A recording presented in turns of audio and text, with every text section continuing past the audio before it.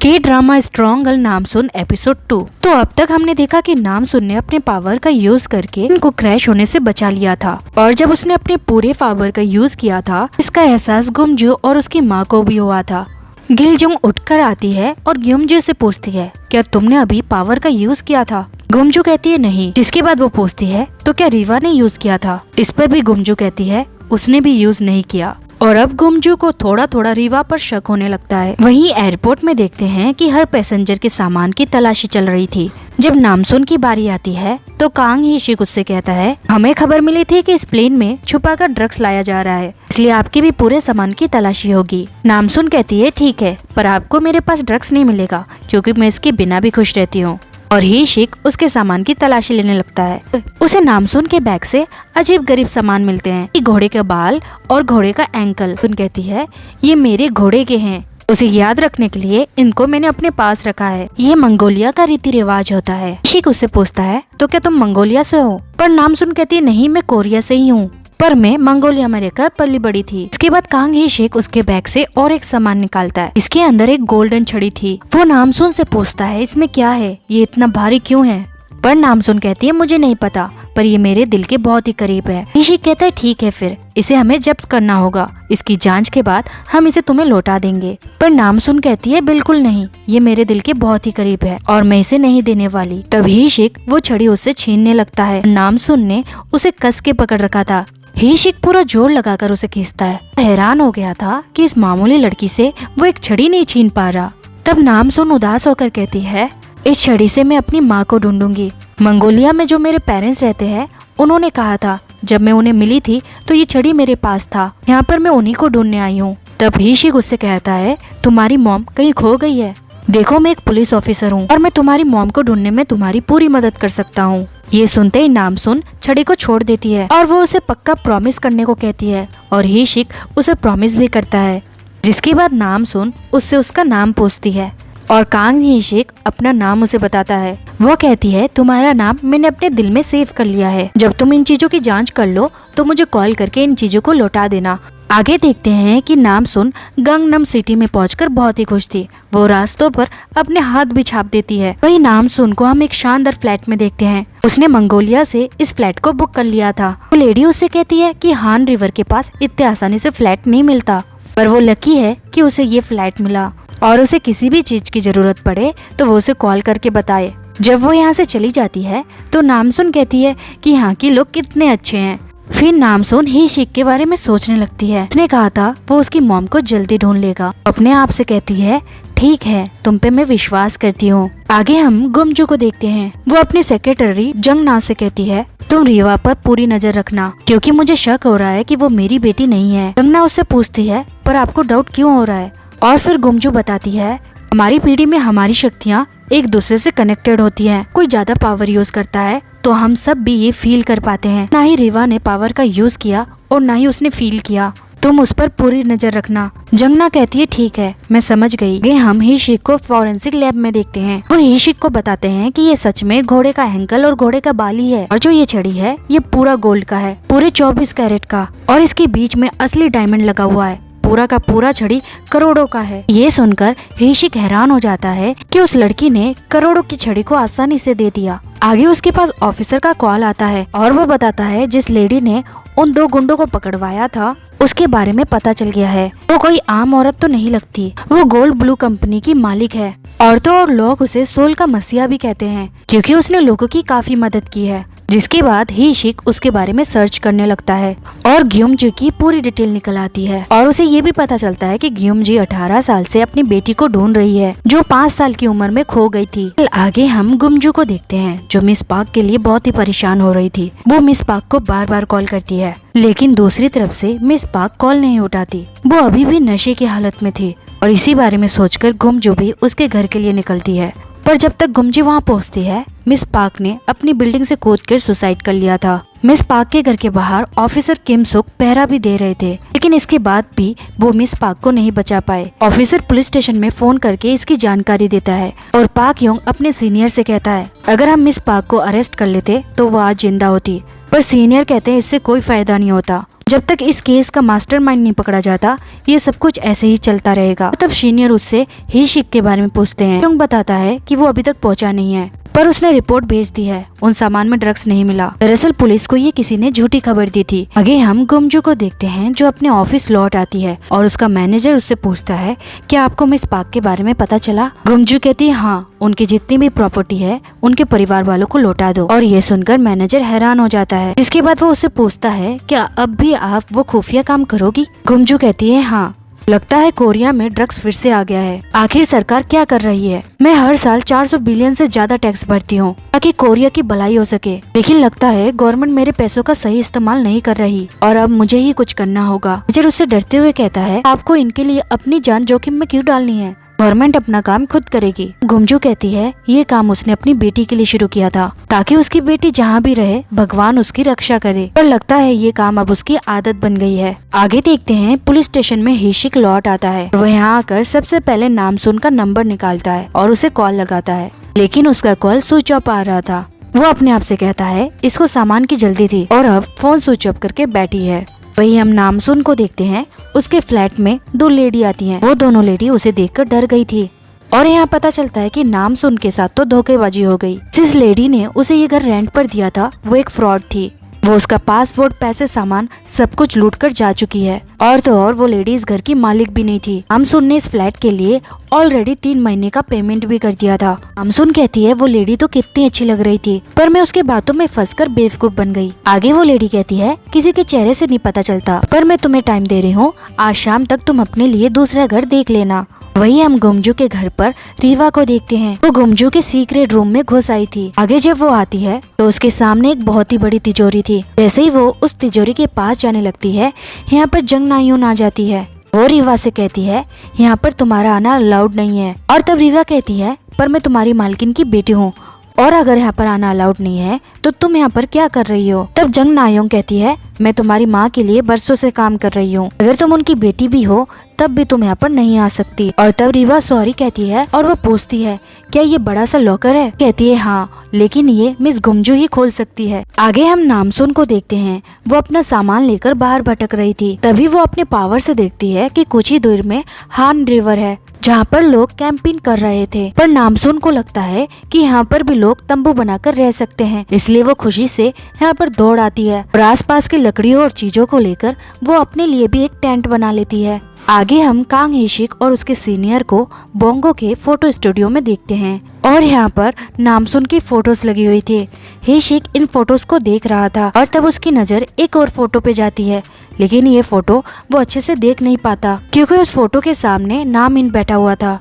वो उस फोटो को अच्छे से देखने की कोशिश करता है पर तभी उनके पास फोन आ जाता है तो उन्हें अर्जेंट मिशन के लिए अभी निकलना होगा। और जैसे ही वो लोग निकल रहे होते हैं वोंगो अपने स्टूडियो का कार्ड हिशिक को देता है। हिशिक उन्हें थैंक यू कर निकल जाता है और फिर हम नामसुन की वो फोटो देखते हैं जिसमें नामसुन ने उसी छड़ी को पकड़ रखा था। आगे हम नामसुन को पुलिस स्टेशन में देखते हैं। वो यहाँ पर उस लेडी के बारे में रिपोर्ट लिखवाती है। ऑफिसर उससे कहती है जैसे उन्हें इस लेडी के बारे में पता चलेगा वो उसे इन्फॉर्म करेंगे, पर उसके पास कोई फोन नहीं था। इसलिए नामसुन कहती है वैसे मुझे यहाँ पर एक और ऑफिसर से मिलना था। कल जब मंगोलिया से यहाँ पर फ्लाइट आई थी तब उस ऑफिसर ने मेरे सामान को चेक किया था, तो क्या उन ऑफिसर से मैं अभी मिल सकती हूँ। तब ऑफिसर नामसुन से उसका नाम पूछती है पर नामसुन उसका नाम ठीक से नहीं बता पाती, पर वो बताती है कि उसने आज तक इतने हैंडसम पुलिस ऑफिसर को नहीं देखा। वहीं दूसरी तरफ नामसुन के तंबू के सामने हम एक कपल को देखते हैं और ये दोनों इस तंबू के अंदर चले जाते हैं। दूसरी तरफ मॉल में हम हिशिक और पाक योंग को देखते हैं। हिशिक और पाक योंग दोनों ही गेटअप में थे। हिशिक को इन विग से तकलीफ हो रही थी, इसलिए पाक योंग आगे से उसके विग को थोड़ा और काट देता है। और तभी पीछे हम यहाँ पर एक मिस्टीरियस वुमेन को देखते हैं जो चेहरे से थोड़ी परेशान सी लग रही थी। पाक योंग हिशिक को उस लेडी के पीछे जाने को कहता है। हिशिक उस लेडी को फॉलो करता है।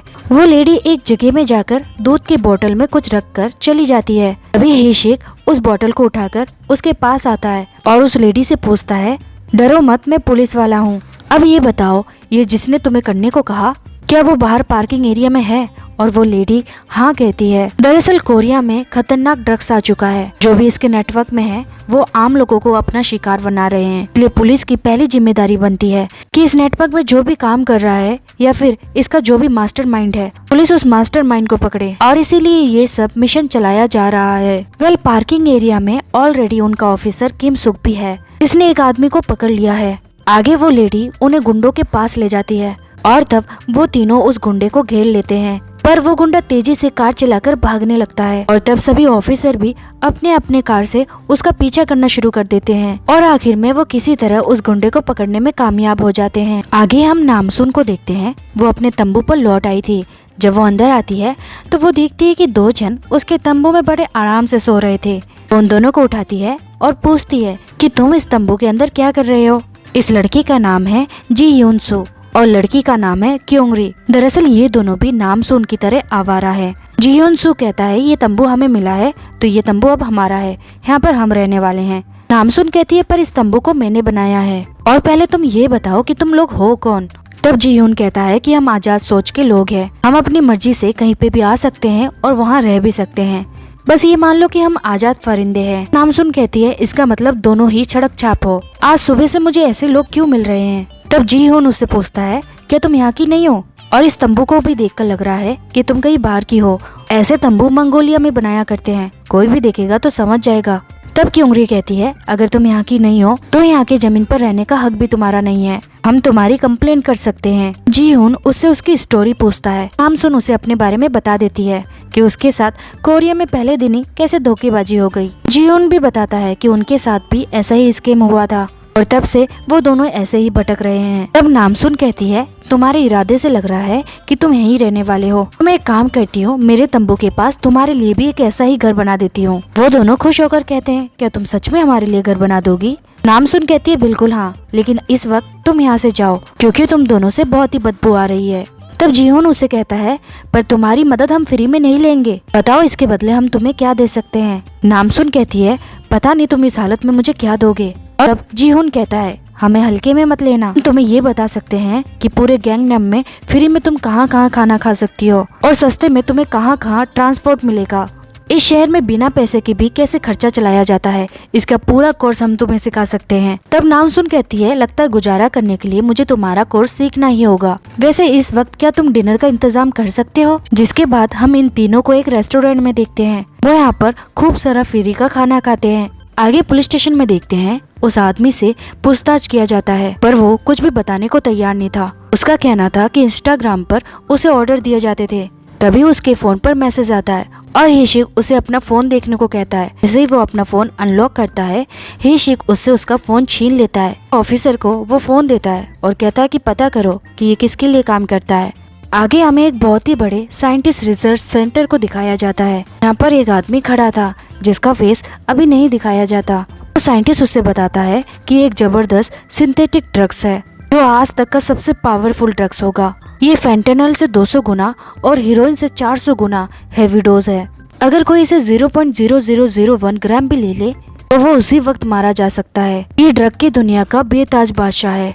इस ड्रग को कान से लिया जाता है जो 300 गुना की स्पीड से दिमाग में चढ़ती है। और इस ड्रग की ये भी खासियत है कि यूरिन की जांच में भी ये पकड़ा नहीं जाता। आगे हम नामसुन को देखते हैं। वो उन दोनों के लिए भी अपने जैसा एक तंबू बना देती है। ये देखकर वो दोनों बहुत ही खुश थे, लेकिन उनकी ये खुशी ज्यादा देर के लिए नहीं टिकती। इनका ये तंबू देखकर यहाँ पर लोग कंप्लेंट करने के लिए आ गए थे। वो इन तंबुओं को निकालने के लिए आगे आते हैं और इन सभी का झगड़ा इतना बढ़ जाता है कि इन सभी को पुलिस स्टेशन आना पड़ता है। आम नागरिक इन लोगों को गालियाँ दे रही थी। ये लोग सरकारी जमीन को ऐसे ही नहीं हड़प सकते, क्या तंबू वहाँ से हटाया जाए।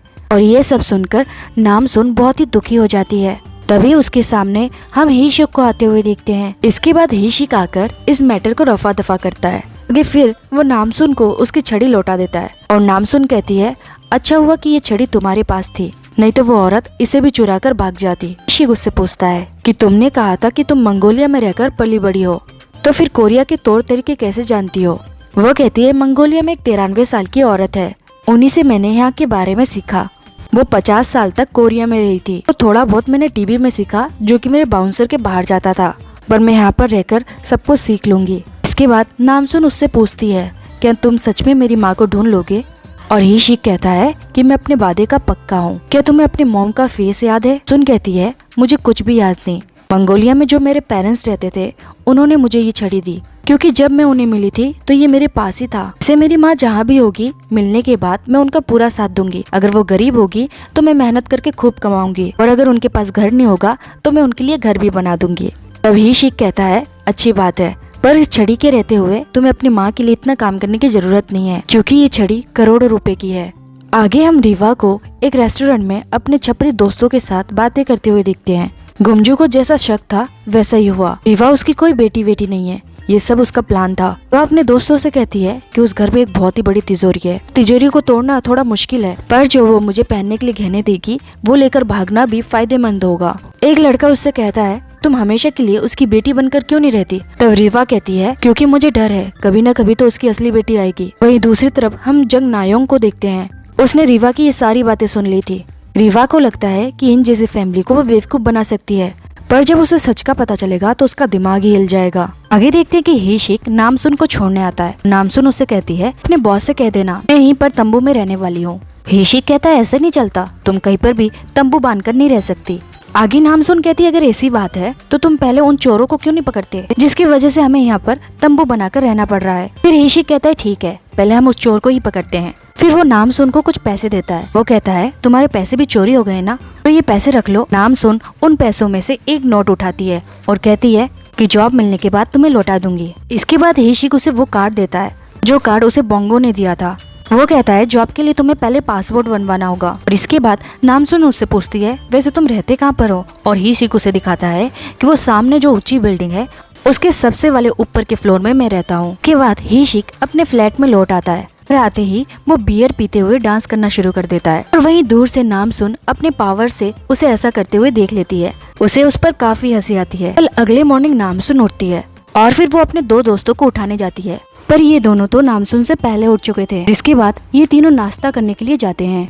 आगे हम गुमजू को देखते हैं। वो एक बड़े पार्टी में जाने की तैयारी कर रही थी। दरअसल उसे ड्रग्स के मास्टरमाइंड को पकड़ना है, इसलिए उसे हेरिटेज क्लब जैसे सोसाइटी का मेंबर बनना होगा। आगे गुमजू जुंग नायुंग से पूछती है कि तुम्हें रीवा के बारे में कुछ पता चला? और जुंगना उसे सब कुछ बता देती है। ये सुनकर गुमजू सैड हो जाती है और वो कहती है फिलहाल के लिए हम कुछ नहीं करेंगे, तुम बस उस पर नजर बनाए रखना। कि रीवा फोन पर नामसुन की वो वीडियो देख रही थी, इसमें वो अपनी शक्तियों का यूज करके तंबू बना रही थी। और ये देखकर रीवा को लगने लगता है कहीं ये नामसुन तो नहीं। और तभी यहाँ पर गुमजू भी आ जाती है। फिर रीवा अपना फोन बंद कर देती है और वो उससे पूछती है कि आज मैं अपने दोस्तों को घर पर बुला सकती हूँ? गुमजू कहती है ठीक है, तुम्हारा जो मन करे वो करो।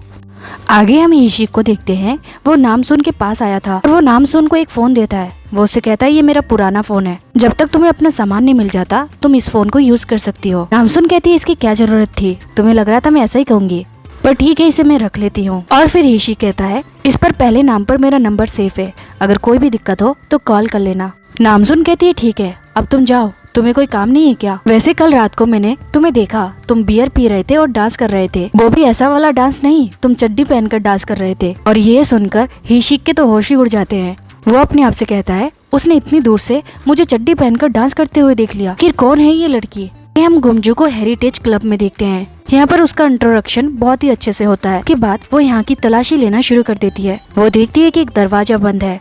जैसे ही वो उसे खोलने जाती है, पीछे से एक आदमी उसे बुला लेता है और वो उसे कहता है कि आप गलत जगह पर आई हो, आपको जिनसे मिलना है वो यहाँ पर मिलेंगे। उसी तरफ नामसुन को देखते हैं। वो फोन में जॉब ढूंढ रही थी, तभी उसके पास हीशिक का कॉल आता है और हीशिक उससे कहता है कल तुम्हें पासपोर्ट बनाना जाना है, तो इससे पहले जाकर अपनी एक फोटो खिंचवा लो। नामसुन कहती है ठीक है, और ये कहकर ही वो कॉल रख देती है। और हीशिक सोचता है ये लड़की तो अपने इशारों में मुझे नचा रही है, पर मुझे ये अच्छा लग रहा है। इसके बाद नामसुन फोटो खिंचवाने के लिए बोंगो के स्टूडियो पर आ जाती है। देखते हैं कि बोंगो अपने स्टूडियो को बंद कर रहा था। नामसुन उनसे कहने लगती है कि मुझे एक फोटो खिंचवाना है, और बोंगो कहता है माफ करना बेटी, अभी मुझे कहीं जाना है, तो तुम कल आ जाना। और तब नामसुन कहती है ठीक है फिर मैं कहीं और से खिंचवा लेती हूँ। ऐसे ही बोंगो उसे देखता है तो वो उसे जानी पहचानी सी लगती है, उसे रोकता है और नामसुन उसकी तरफ मुड़कर देखती है। ये हम उसी लैब में रूशी को देखते हैं, यानी कि इन सब ड्रग्स का मास्टरमाइंड रूशी ही है, और शायद वो यहाँ पर एक बड़ी प्लानिंग के मकसद से आया है। हम उसे उस ड्रग्स को लेते हुए देखते हैं। इसी के साथ ये एपिसोड एंड हो जाती है।